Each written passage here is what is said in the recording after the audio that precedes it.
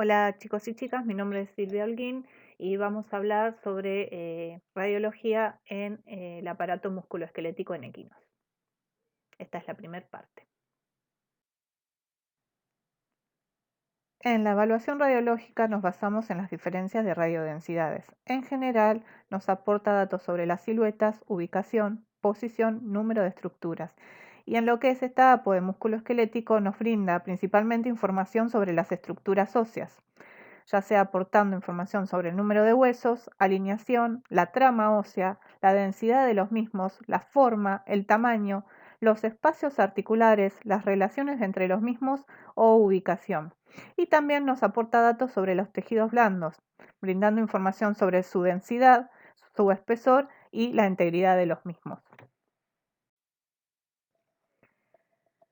¿Cuándo vamos a indicar una evaluación radiológica? En caso de claudicación, dolor a la palpación, crepitación, deformación, mala angulación, en caso de trauma y también en controles de evolución o posquirúrgico y también intraquirúrgicos, en caso de compraventa y controles de cierre fisario.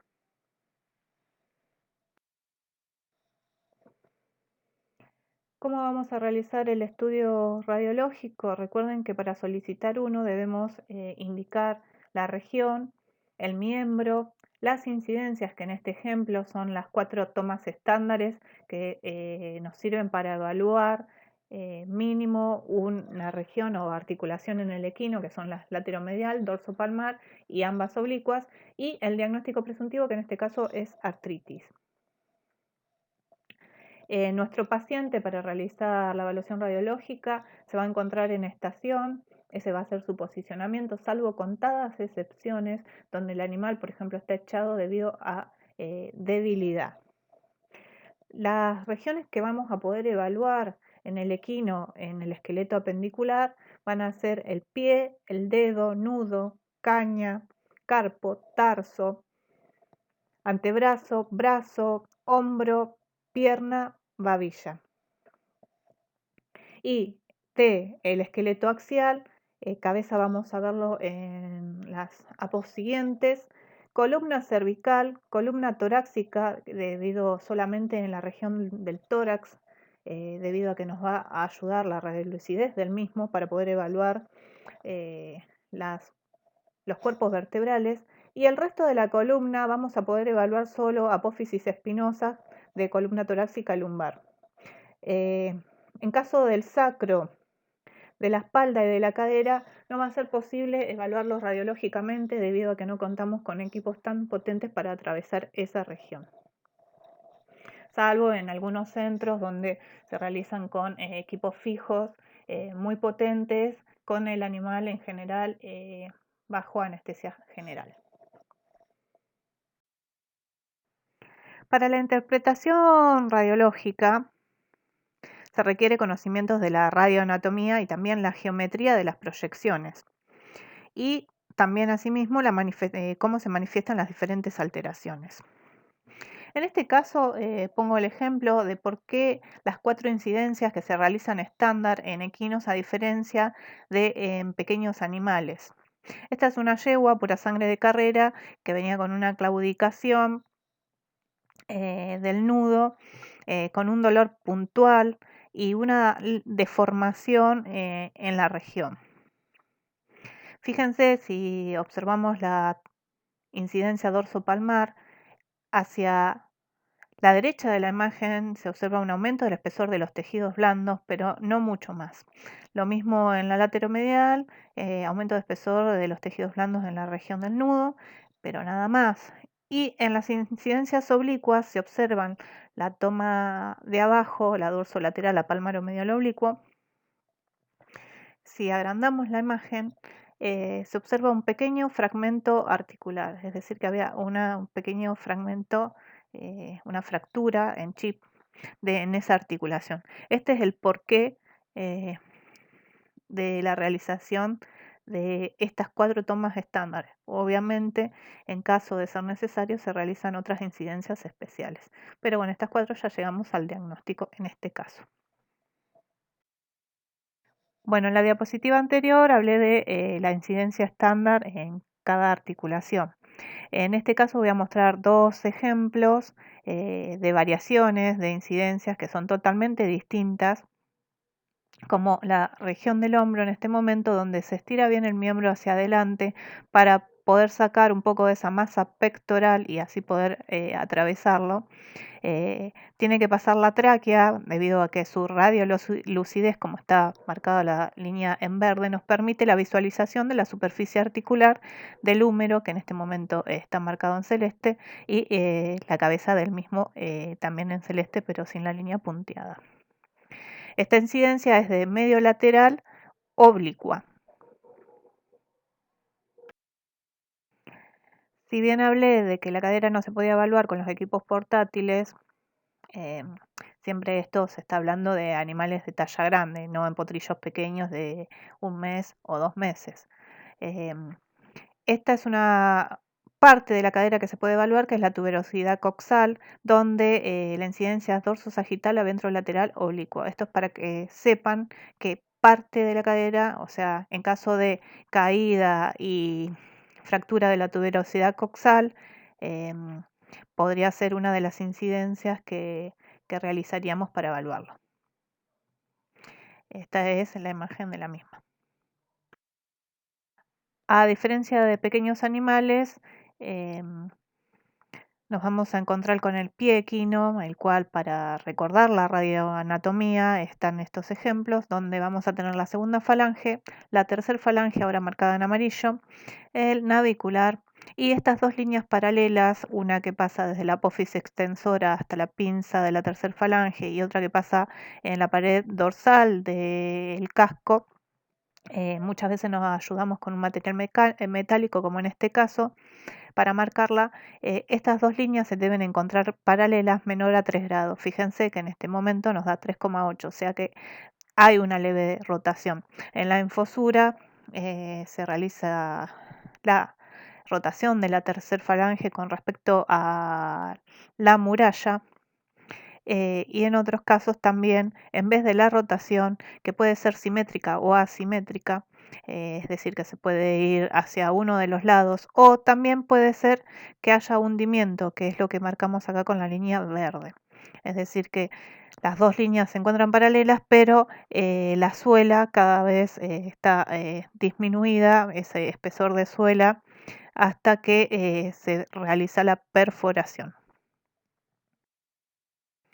En esta incidencia de pie, con el dorso palmar con el rayo horizontal, observamos la segunda falange, la tercera falange ahora en amarillo y dos líneas desde los forámenes solares hacia el suelo.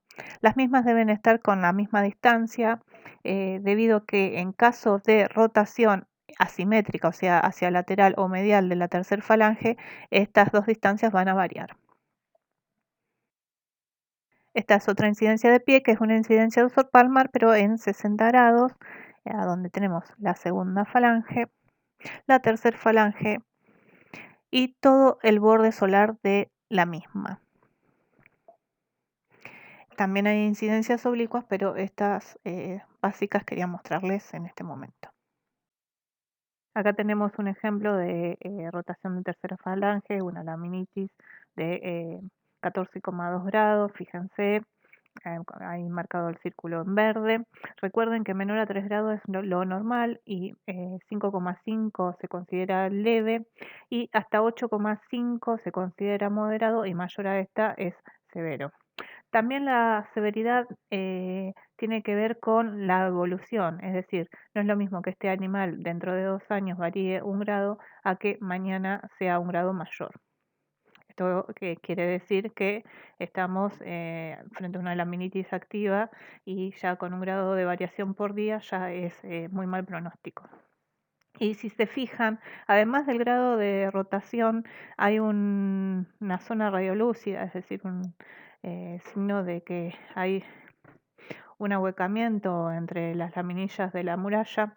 Y también, si se fijan, la línea naranja está marcando que esa tercera falange se está asomando a la suela, quiere decir que dentro de poco también puede perforar. Acá tenemos un ejemplo de Sparabant, si recuerdan, es la osteoartritis tarsometatarsina o intertársica distal, que es en realidad una enfermedad degenerativa articular.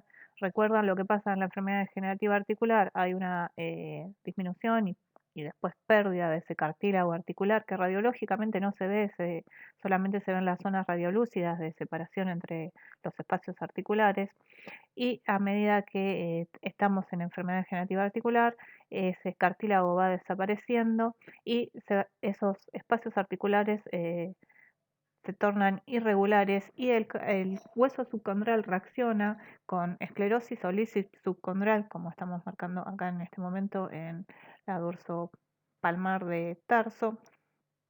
Fíjense que ese espacio articular está reducido, irregular, y después a medida que avanza la enfermedad degenerativa articular, como en este caso, en este ejemplo, empiezan a aparecer osteofitos, que son neoformaciones en esos espacios, esos bordes articulares, y lo que va a pasar después de esto, al fin de toda esta enfermedad, va a ser la anquilosis de esa articulación, es decir, que se van a desvanecer, como en este caso casi completamente o directamente completamente las líneas articulares. Tenemos un ejemplo muy severo de enfermedad degenerativa articular, donde estamos en la región del carpo, donde, si recuerdan la radioanatomía, ese es el radio. Ahora estoy marcando el tercer metacarpiano y a sus lados está el segundo y el cuarto. Y acá estamos marcando con las flechas osteofitos bien prominentes, muy severos. Y esta flecha más grande está marcando un entesofito, es decir, el lugar de inserción de la cápsula articular. Y acá en el hueso accesorio del carpo, la flecha verde lo que está marcando es un quiste óseo que es muy común que aparezca en enfermedad degenerativa articular severa en el equino. Y si se fijan, las flechas verdes están marcando el aumento de espesor severo de lo que es el tejido blando de la región del carpo. Tenemos el ejemplo de una incidencia especial que es skyline o vista desde el cielo, que se realiza como muestra la imagen, es desde proximal a distal, estamos en un foco en el navicular y es pálmaro proximal a pálmaro distal oblicua. Fíjense que estamos observando ahí la flecha marca la cresta sagital de la parte flexora del navicular. Recuerden que lo usa como corredera el tendón del flexor profundo para luego insertarse en la tercera falange. Debe ser simétrica. Y acá estamos marcando la corteza de esa superficie flexora, que debe ser homogénea y pareja. Y acá estamos marcando la médula, que no debe tener cambios ni aumento en el número de invaginaciones sinoviales. Y ahora acá tenemos el ejemplo de un equino de salto, un silla argentino, el cual está con signos de síndrome del navicular, donde radiológicamente se ve en la superficie, en la corteza de esa superficie flexora, una radiolucidez y una pequeña radiolucidez menos notoria, donde marca la flecha más chiquitita de esa corteza, y también hay una asimetría de esa cresta sagital. Eso es un ejemplo de algunos de los hallazgos en síndrome del navicular. Acá tenemos ejemplo de algunas lesiones traumáticas. Son muy comunes las fracturas de sesamoides proximales, sobre todo en equinos de deporte y también en animales jóvenes. Estas se deben a que se ejerce mucha tensión por el ligamento suspensor y también por los ligamentos sesamoides distales o ambos. Las fracturas pueden ser de 6 tipos, las cuales en el primer ejemplo tenemos fractura de la base de sesamoideos, o sea, fracturas basales. Acá tenemos fracturas del cuerpo de sesamoideos y el más común, en esta que está mostrando la imagen, fracturas apicales. También tenemos fracturas axiales y abaxiles y también en conminutas. Bueno, uno de los ejemplos también de lesiones traumáticas, fracturas condilares del tercer metacarpiano son muy comunes, como en este caso donde está marcando la flecha, y a la derecha está la resolución quirúrgica. Y acá tenemos otro ejemplo de lesiones catastróficas, o sea, de lesiones traumáticas, donde no solo se encuentra la fractura del tercer metacarpiano, sino también, como marca acá la flecha, sino también una fractura multifragmentaria de la primer falange y su resolución quirúrgica hacia la derecha. Acá tenemos algunos ejemplos de esqueleto axial, ya que estuvimos viendo todos ejemplos de esqueleto apendicular. Esta es la columna cervical, donde se encuentran marcadas las vértebras, las últimas vértebras cervicales, y abajo se observa la radiolucidez tubular de la tráquea. Bueno, la columna, el resto de la columna se va a poder observar las apófisis espinosas, pero debido a la radiolucidez del tórax otorgado por el pulmón, nos permite observar los cuerpos vertebrales que están dentro de esa cavidad torácica, como en este caso. Fíjense que ahí estoy marcando que es los cuerpos vertebrales, y los mismos son de un equino de trabajo, silla argentino, donde la columna torácica tenía espondilosis ventrales múltiples, como lo muestra acá la flecha y en esta imagen agrandada. En el resto de la columna vertebral solamente vamos a poder evaluar las apófisis espinosas como en este ejemplo, y las incidencias solamente van a ser laterolaterales o derechas o izquierdas. No contamos con la incidencia dorso-ventral o ventrodorsal en la columna vertebral como en pequeños animales, debido a que los equipos no tienen tanta potencia para atravesarlo. Y la imagen que vamos a observar son estas, donde están marcadas las flechas, las apófisis espinosas de las últimas vértebras torácicas. Y esto es importante porque en el Kisses Spine, que es el remodelado óseo y contacto entre las apófisis espinosas, que es muy doloroso, y también es un hallazgo o una enfermedad de denuncia y devolución de dinero en la compra-venta de un animal. Acá está la bibliografía en general de toda la APO. El primero es el libro de cátedra, que hay un capítulo de musculoesquelético con radiología y ecografía en general. El TRAL, si bien es radiológico, tiene un poco de ecografía y un poco de resonancia y tomografía.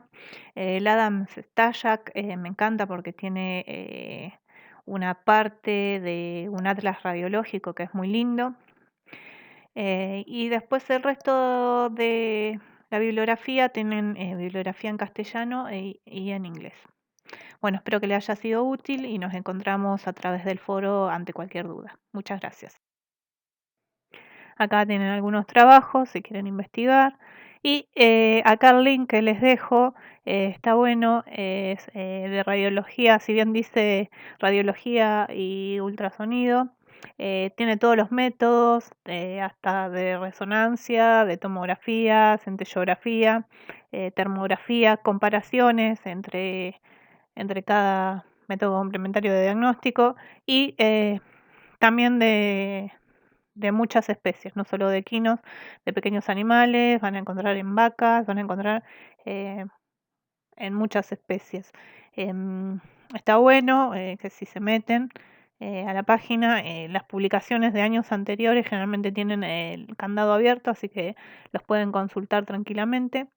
Y bueno, espero que les haya sido útil.